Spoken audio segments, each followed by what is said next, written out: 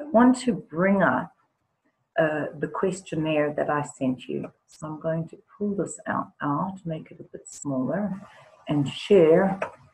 Let me see where it is. Well, I think that this is the document. This is the document that I sent you.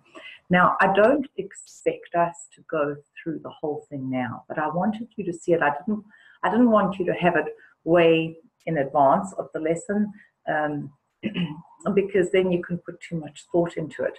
But maybe we can have a little bit of a chat about this. So I hope you had a chance to look at it. I did email you the document. You can download all the documents. People, you know, when we have had masterminds, people print them out and they come with their booklets, etc. I just ask that you don't share it with everyone. It's copyrighted material that you get access through the program. So the questions were divided into a couple of arenas. One was the way I frame God. And I'm particularly interested here. Do you think philosophically that God is involved in the details of your life? I hope you can see that there. Do you think that God is involved in the details of your life? And then, do you feel that God is involved in the details of your life? So as we're doing this, you can go through and put a circle around things. You'll see that in a couple of questions, number one is actually definitely as opposed to not at all.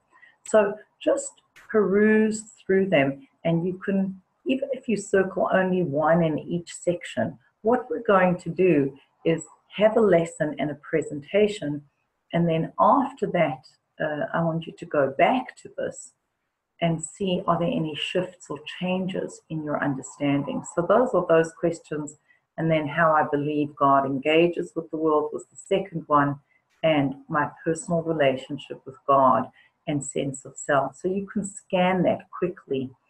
What I'm going to do is go through something that I had done with participants who were actually in the advanced method, but I'm bringing that module in here because I feel that this lesson, this particular lesson about our preconceptions about God and how He engages with the world and relates to us is vital. And what we'll be looking at is the difference between Torah and New Age thinking. Now, I have noticed three particular words. I mean, there's a bunch of them, but three that I think are particularly significant that have changed from other words. So, for example, people rarely speak about holiness anymore. They speak about spirituality, but not holiness. But what I'm particularly interested in is that people don't speak about God, they speak about the divine or even higher power. I know that in the 12 steps, higher power was intended to mean God. Today, many people in the 12 steps, it's become so secularized and PC that higher power, sometimes some people say, well, that's just the group, that's the room that I'm in. My family is my higher power, my friends are my higher power, etc. But that's one difference that I see, that there isn't a distinction between, or there's a replacement of God by higher power. The second, interestingly, is that people speak about the planet, whereas they used to speak about the earth. And the third one is they speak about humans rather than about people. And I think that those are very significant, and they linked into what we're going to be exploring today. You know, when you speak about the planet, it's just one of many planets and stars. When you speak about the earth, it's more personal. When you speak about God, God is personal. When you speak about the divine, it's something kind of distant from us, abstract, far away. When you speak about humans, it's just a category: mineral, vegetable, animal, human. There's nothing personal over there. when you speak about people, well, you know, I think it's easier to wipe out humans than it is to wipe out people. So those are just like some preliminary thoughts to the slideshow that we're going to be going through now. So let me I see it's not open in the way that I wanted it. 1 second, folks. It's a bit difficult to share a PowerPoint show on Zoom, but I'm going to try and start it. 1 sec. So what we're going to be looking at now is the differences between Torah thinking and New Age thinking. I'm going to turn my video off so that it's not distracting to you. One of the things that I find is that we're all trying very, very hard and not necessarily succeeding because we're kind of forging down the wrong path. Some of our axioms, if our core understandings are not what they should be, then no matter what happens, we kind of don't get to the goal that we want. And much of the method, as I say in the original, in the first Meet the Method slideshow, is that this is about finding the map of our soul. That's why the first semester is called Soul Map. So let's have a look. What we're going to be going through is theological differences, and then we will look at psychological differences between New Age and Torah thinking in general. Now, the first difference that I want to address is that New Age thinking is, in general, very general, and Torah is extremely specific. And given that specificity and our predilection in our culture, in the consciousness to generalities, many people dismiss what the Torah has to say. I hope what we're going to see is that there's great wisdom in that specificity. So here you have love everyone and live in peace. You don't have things like honor your father and mother and do not covet. And when I worked on the 10 Commandments course for JLI, what was fascinating to me when I spoke to college students and said to them, if you had a one-time shot at speaking to humanity and you were God, what would you say?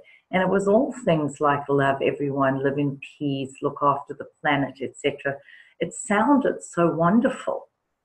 And then you have these 10 commandments, like keep the Sabbath and honor your father and mother, and you know, don't give false testimony. I mean, why not just say don't lie? Why do you have to say don't give false testimony or don't covet? And then it actually says don't covet, and it gives various examples of what you cannot covet. And then it says or anything that belongs to your fellow. So we kind of look at this side of what's going on as, you know, limited. The second difference between New Age thinking and Torah thinking is that God is a higher power, whereas in Torah, he's a different being. Now, I'm not contrasting this with what I was saying earlier, that higher power and God, because God would be personal and specific, and higher power would be general and not personal, right? It's not personal and it's general. Here I'm talking about something that is more of theology. What's the difference in the understanding of what God is? When you say God is my higher power, it's possible, not necessary, but possible that God becomes a projection of our own ego. If it's just my higher power, God is an extension of me. And I think in many ways that's why we say to ourselves, well, you know, how could he make the world in 6 days and rest on the seventh? Because we couldn't make the world in 6 days. We can barely create our own life in the course of a lifetime, 80 years, 120 years. We have difficulty doing that. The sages actually have a very different question. They ask, why did it take so long? God made the world with with 10 utterances, let there be light, let there be a firmament, etc. How come he couldn't just say, let there be the universe, and the whole universe would appear? So that, you see how differently the sages are thinking about the power of God. When you say God is my higher power, essentially he's a projection of one's own ego. But when you look at the Torah's understanding of God, and this is something I explored at great depth in the 10 Commandments course, the Rambam describes God as the source, or the first being, the first cause. He calls him Matzoi Rishon, the first thing that is to be found. And everything else comes from God. Everything else is a derivative of this first source. But what's very different about God is that he is his own source. And therefore, by definition, God has no beginning. God cannot have a beginning, because otherwise he wouldn't be what we call God. By definition, God, the Rambam says, is necessarily existent. He has to exist because he is the first cause, Matzoi Rishon. And that means he is essentially different from every other possible entity. He is the place, but the place is not him. He is the place of the world, we are taught. Meaning all of reality exists inside of God, so to speak. A beautiful analogy is a fetus in utero. So the mother is the container, and in some way the Shekhinah, the female aspect of God, is the container of all of our souls. And HaKadosh Baruch Hu is the male. In a general way, we look at that as saying God is the place of the world, a completely different notion, not just the creator. One thing could create another thing, could create another thing, and we could go into that at great length. I'm very happy to take questions on this at the end, but I want to push ahead so that we can get to through these concepts into the psychological application. In New Age, as a result of this, God is an absent creator, but in Torah, God is all present. So there is a verse in Psalm, in Tanakh, Azav Hashem es haaretz, God has left the world. The origin of idolatry wasn't that people didn't think that God created the world, but they felt that he's not all powerful. There are other gods or intermediaries. And as a result, Aristotle said, God knows himself, but not the world. Why? He wasn't a stupid person. He understands the awesome, lofty nature of God, but says that being who is so infinite cannot be connected to finite reality. He knows himself, but not the world, because infinite has nothing to do with finite. That creates what is known as deism. Deism is the term for a philosophical approach that understands that a supreme being exists, but that supreme being doesn't intervene in creation. Vital. That is vital, because that's going to set up so many understandings of ourself in relation to God, our importance, our meaning, if God is not intervening in creation, and that all we have is this not even ripple effect, but intermediaries between us and God.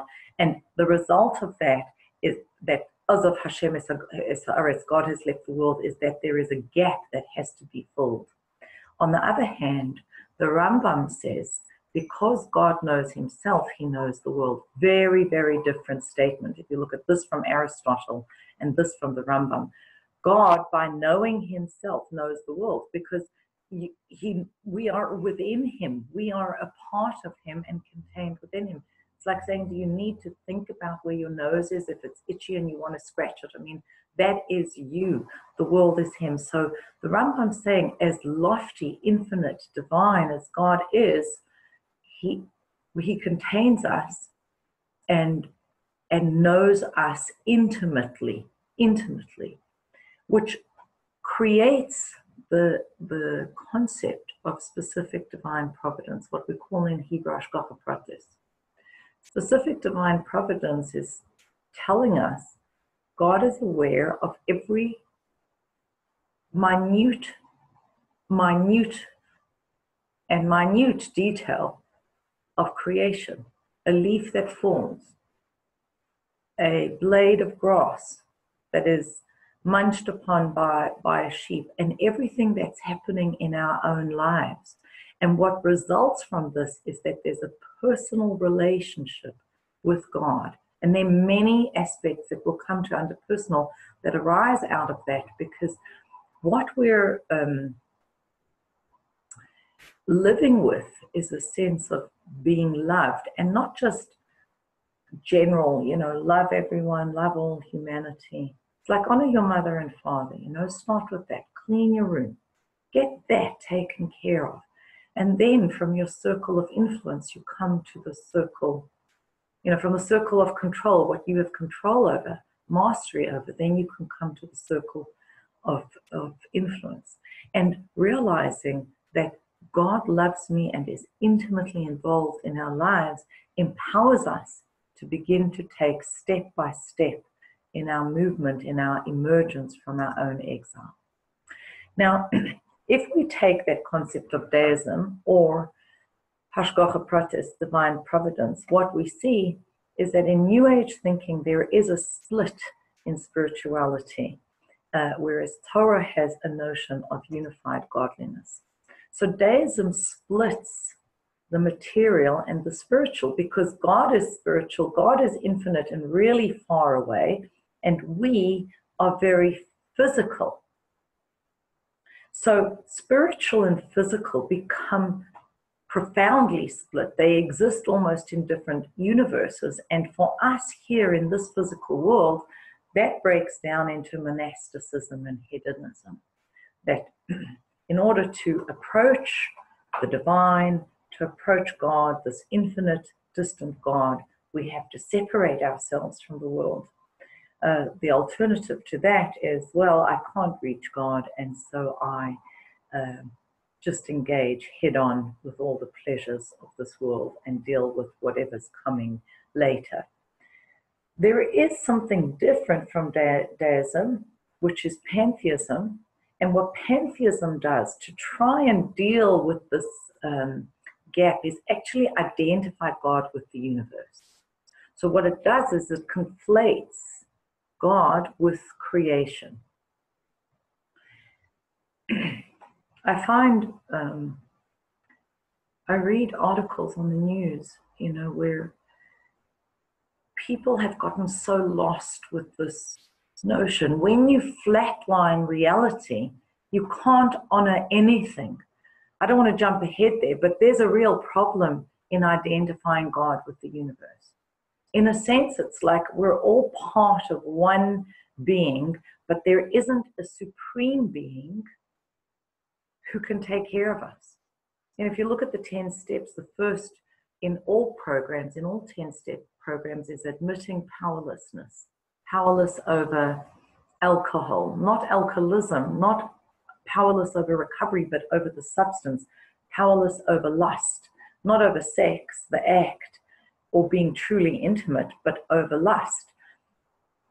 The second step is that a person comes to believe that there is a power greater than themselves that can restore them to sanity. And one of the operative words there is power. God is powerful. We call this Kel Shakai, right? We don't say the actual word, but God Almighty. The Rebbe would often speak about God Almighty. I remember when I was a bride, I was engaged and I went to the Rebbe and he blessed me. He said, may God Almighty bless you to hear good news all the days of your life. And I felt like there was this light that came out from the heavens, a purple light that penetrated my fontanelle in a way that opened me up to a dimension of godliness I had heretofore, prior to then, not been conscious of. Later, I understood the that the Rebbe was trying to avert something because the man I was engaged to passed away. But that statement, God Almighty, just knowing there is a power, it's not pantheism. Now, pantheism, like if you speak about Pan, the god Pan, well, Peter Pan comes from that. You know, like the talking donkey in Shrek, that comes from Bilam's donkey. Everything has a reason. Everything has a source. Peter Pan, who wants to remain a child, not grow up. There can't be progression. There can't be hierarchy. There's this flatlining that comes out of identifying God with creation. Torah, on the other hand, looks at spiritual and material as being subsumed within godliness. So Torah doesn't ask us to be spiritual, it tells us to be holy and godly. Very different. You know, often the desire for nirvana, self-actualization, enlightenment, we come back to it many times during different modules in the method. That is so often just ego. You know, you can have a desire for chocolate and sugar, and you can have a desire for enlightenment. Well, one is a physical desire and one is a spiritual desire. They're not selfless desires. They can be very selfish. You can eat food in service of God, and you can eat food in service of the body and physical pleasures, and you can pray in service of God, but there is a kind of a prayer that is about my own, or meditation, my own spiritual innovation and actualization. Torah wants us to be godly because it looks at the entire field of reality as one unified field under one God. Now, in addition to those differences, there's obviously the notion of man-made and divinely ordained morality. So when we look at law as ethics, the difference between law and ethics is that laws you can mandate, ethics you can't, like ethics of the fathers could say, greet everyone cheerfully. Well, you can't mandate that. If your neighbor's not saying hello to you, there's very little you can do about that. But you can say don't steal, and if they steal, you could take them to court.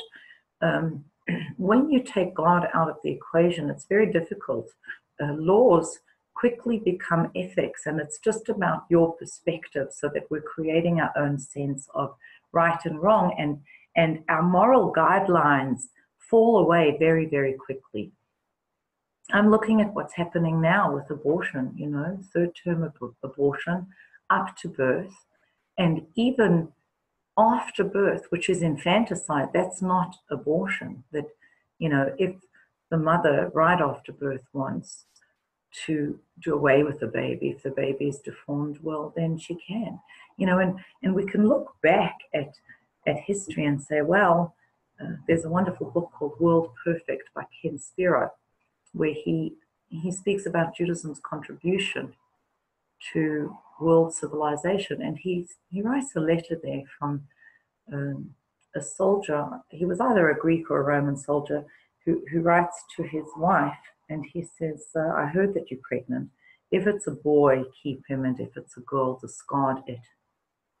And till today, you find that female babies were closed up in jars, ceramic jars, and then lowered into the bottom of a well where they were left to die.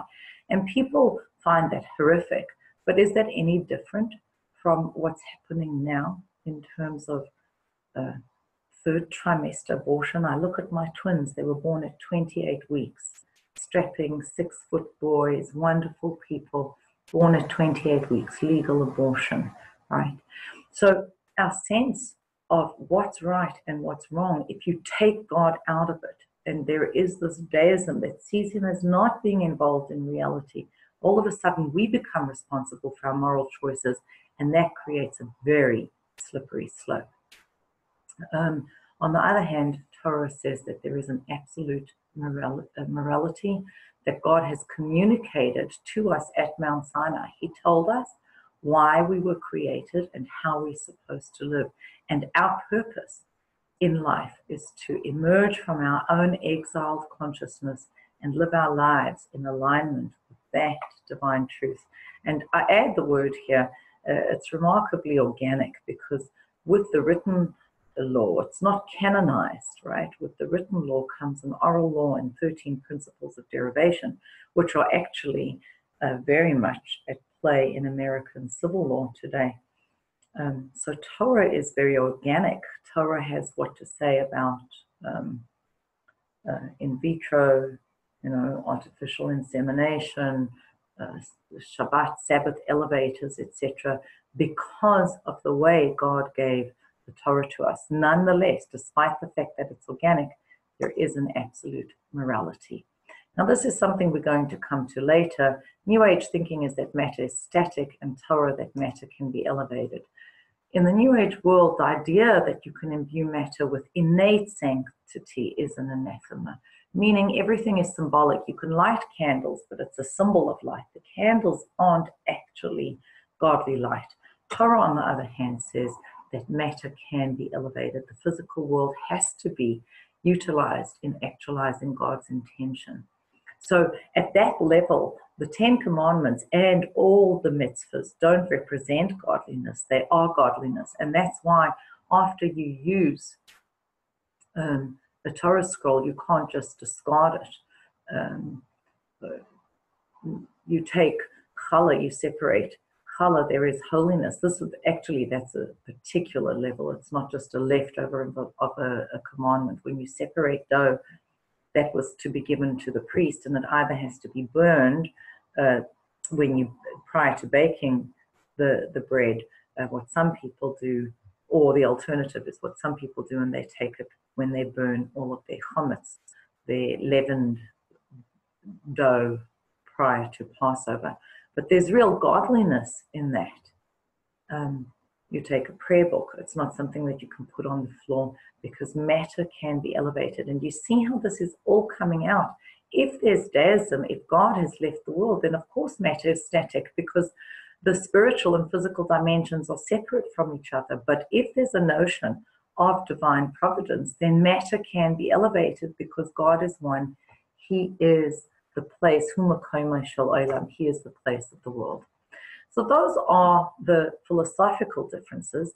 Let's look at the personal and psychological differences that arise out of this in the next couple of minutes, and then we will take Q&A and discussion. What is the outgrowth of deism and that of divine providence? An existential vacuum is born. It's filled with intermediaries, whether they are other gods, or money becomes a god, or fame becomes a god. In America today, in Western culture, we don't have idols and gods like you may find in other parts of the world, but certainly fame gives people a different kind of status. So fame is a god, and money is a god. Money and wealth are not the same thing, right? A person may not have a lot of money, but they could wealth is a state of mind, and money is something that you count. But we have all these intermediaries, and as a result of that, we're living with a deep sense of being alone. It's an existential aloneness. Whereas in Torah, there's awareness of personal providence that leads to a very deep sense of safety. Living in a world where you know that God is watching you, is aware of everything you do, makes one feel safe. Now later in the method, we're going to do a segment. It won't be in this semester, but we're going to do a segment on happiness and how to attain happiness. Much of it has to do with our framing. It's a mental framing of God. And when we feel safe, we can surrender.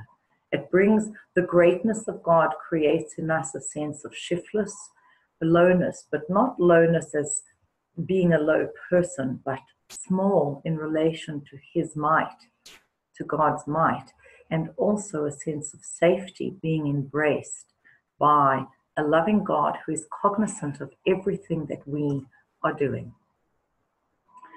Another difference in terms of the personal and the psychological is Platonic ideals and human terms, which you can see the difference all around us today. When God is so big, he's very far away. And thus, to approach God, we have to become perfect. We must become perfect to approach the divine. And that's where the monasticism comes.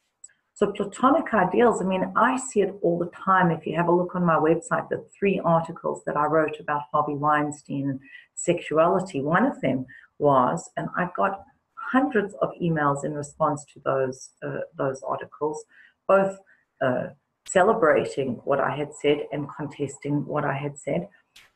But one of the things I was speaking about is that in the era of Me Too, we have created many Platonic ideals. They're all the isms, you know, like you could say feminism, environmentalism. It's not living with what is. It's not taking things as they are. If you look at men and women, their sexual drives are very different. And for a woman to say, I can dress as provocatively as I want, and a man shouldn't respond, is living in a Platonic ideal. That is not the way people operate. I was speaking to a psychoanalyst who said to me, you know, young women today simply don't realize what's happening. They walk down the street in a way that says, come on to me, I'm available, but they don't understand that someone who, even take it at an extreme, who is a psychopath, is going to respond to a message that they are not intentionally sending out, but through their action they are. So these Platonic ideals get us in trouble. I don't just mean in terms of an individual interaction, but they set us up for an enormous amount of dissatisfaction with our lives. If you want to be happy, you have to accept that things are the way they are and that we are very limited, very complex people. It's not like, oh, I just wish we'd all live in peace and so we're all going to live in peace. Each one of us knows how much it takes for us to be in peace in our own selves, let alone with our loved ones. The Torah, by contrast, looks at things in very human terms. So because God is accessible, we have permission to fail. You're big enough to fail. We can be fallible. Is it Brene Brown? I don't know who wrote. I don't know the book that she wrote, but I know that it was something about perfectionism. And I think that really has come out of eons of New Age thinking that tell us that we have to strive for Platonic ideals. Torah speaks in the language of people. Now, what that means at one level is that the anthropomorphisms about God, Torah is speaking about lofty concepts in ways that we can understand. But it's also speaking to the people about real people. I saw a fascinating talk, a TED talk by Mike Rowe.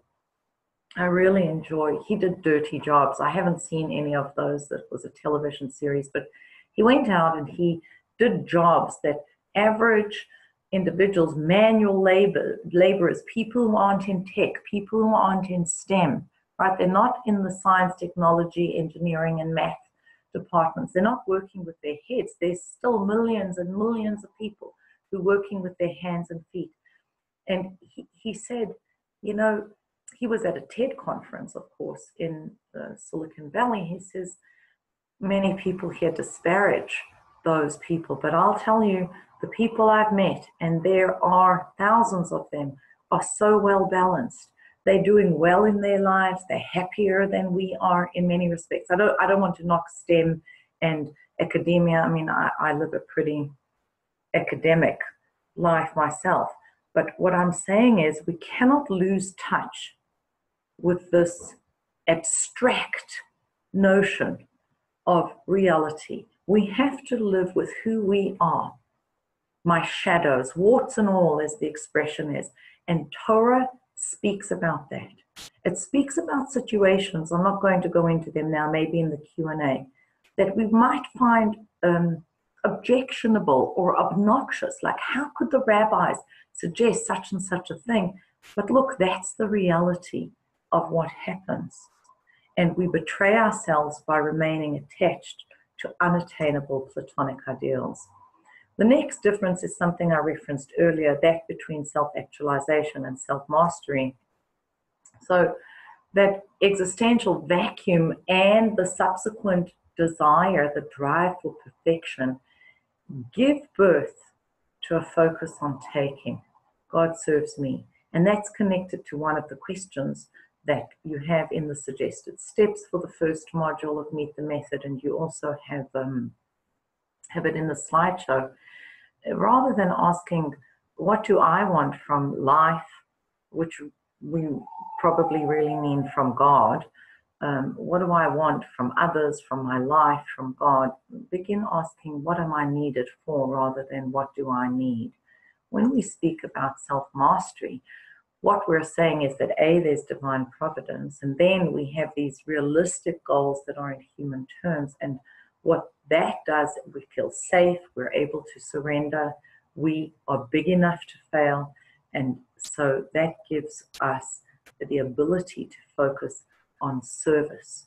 I am here to serve God, and my work is to master my many selves, so that my many parts, you'll see that in tribe work, we come into it in great depth, because it's not just the animal and the godly soul, but there are many parts to who we are that allows me to serve my Creator. That mastery of those parts allows me to serve God. And here we come almost to the end. In New Age thinking, given all this backdrop, there's ego-driven positive thinking, whereas Torah is about positive thinking in a way that is flooded, seeped through with humility. So my general sense, and we'll do this later, when we come semester 2 or 3, we speak about positive thinking in various of the modules as they develop.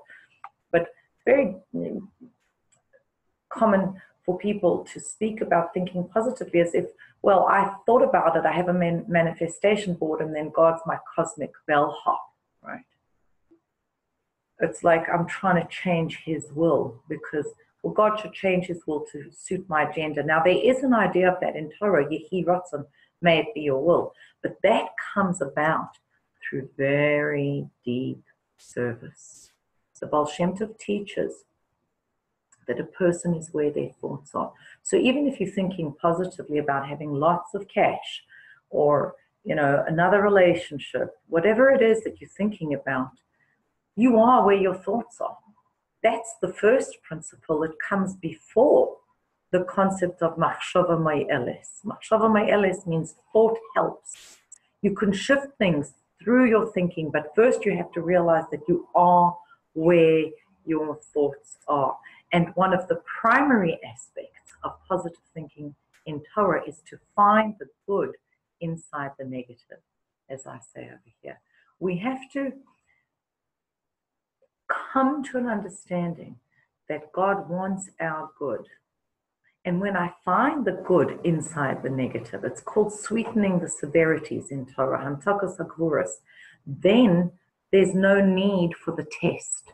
The test, nisayon, is connected, spelled differently, but connected to the word nasa, to elevate, to lift up.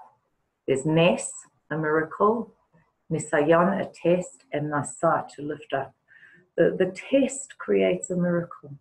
We have to find that good, and it takes humility to be able to do that. I can't be working with my ego against God's agenda if I want to sweeten my personal severities. In New Age thinking and in Torah, I'll run through this very quickly. There's a focus in New Age on existence. We want to know how, what, and where we are. And in Torah, identity and purpose, which is who we are and why we are here. We come to this in one of this semesters in great depth learning who am I and why am I here, how to define that for myself, and then the difference between how, what, and where. So I'm not going to go into that deeper now. And then the difference between unity and uniformity. What I see today is that there is an insistence on uniformity. All boundaries have to disappear because God is so far away, because there is deism. He's so far away. Well, as I said, the opposite is pantheism. There is a push in the opposite direction. I want to create unity, but the only way I can do that is by wiping out the distinctions. So what we have today is even the distinction between male and female biology, to say that sex is not the same as gender. We will actually, I wanted to come to that when we speak about men and women in the relationship semester 3, the differences between men and women, etc. There's a very interesting ruling that was given in American law by Justice Scalia that will come to where he speaks about gender, but it's been taken in a very different way than it was used. And I think that part of that is because people are yearning for connection, and they believe the only way to do that is to flatline reality. Unity, on the other hand, is premised, is based on the understanding that there's one God. He is one source, the Motso Rishon, and he contains all reality. And if that's the case, God brings everything together. Without discriminating, everything is part of reality and part of God. But in that context, you don't have to flatline distinctions. Everyone can be unique and still united. And actually, that's what the meaning of the word echad alludes to. The word Shema Yisrael Hashem Elokeinu Hashem Echad, Hear Israel, God our God, God is our God, God is one. The word echad is spelled Aleph Chet Daled. In Hebrew, the numerical value of those letters is 1, 8, and 4, which stand for one God. 7 heavens and the earth is 8, and the 4 directions. God encompasses it all, and north, west, south, and east are all part of the Creator. Just as I have eyes and I have heels, they're different. My eyes are very sensitive, my heels are very insensitive. And there are different kinds of people, there are different sexes, there's different ages, etc. But that doesn't mean that you're discriminating. It's because there is this one containing God that we are able to still be our unique selves and connected. Okie dokie.